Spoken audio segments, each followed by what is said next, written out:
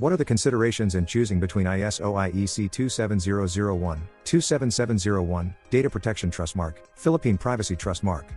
Do they have to be mutually exclusive? The first thing that any organization must do is ensure that their practices or processes are aligned to the certification that they're aiming for. Two, it will be dependent on the scope by which you want to get certified for a certain certification. If you want to get certified for your practices in the local jurisdiction that you operate in, then you go for a privacy trust mark. For example, if you get a DPTM, you're recognized in Singapore. If you get a PPTM, then you're recognized in the Philippines. So that is the boundary of your trust mark, your local jurisdiction. But if you want to get certified for your business processes and practices that can be recognized internationally, then you go for the ISO. Because it may not be necessarily, for example, in the US, that your DPTM or your PPTM would be recognized by your business partners or business alliances. ISO 27001 provides standards and requirements for the implementation, operationalization of an information security management system, which is basically all about the company's data, regardless whether it is personal data, transactional data, confidential data, the protection of those companies' data in ensuring that you maintain the confidentiality, integrity, and availability.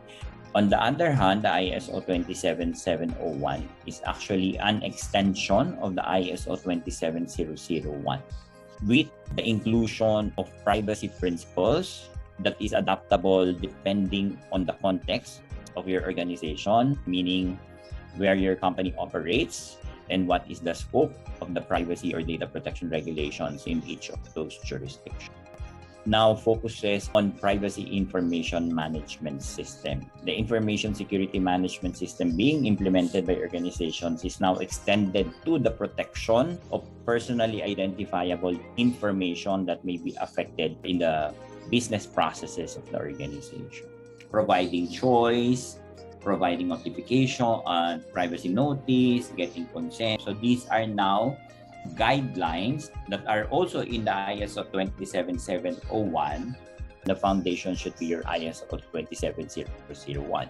However, because the certification is against a management system, not against an organization. So if an organization, for example, determine a scope that the coverage would be 1, 2, 3 for the ISO 27001 or the ISMS, that is doable. But at the same time, for the PIMS, they determined that the scope would be 4, 5, 6, and it is a separate certification. But in both cases, of course, the foundation is your ISMS.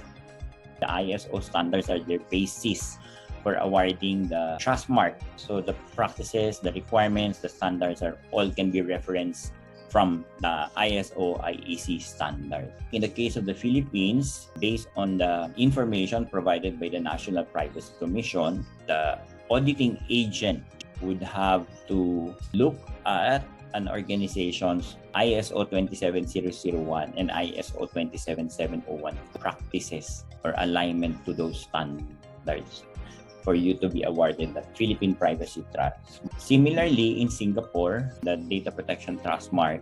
So basically for organizations, once you have an ISO 27001 and an ISO 27701, they will definitely complement or support your Trustmark.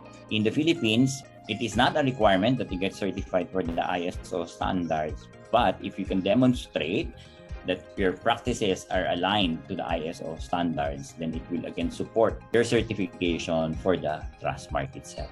From what I understand, under the Singapore DPTM, it is not a requirement, but it will help support your DPTM process.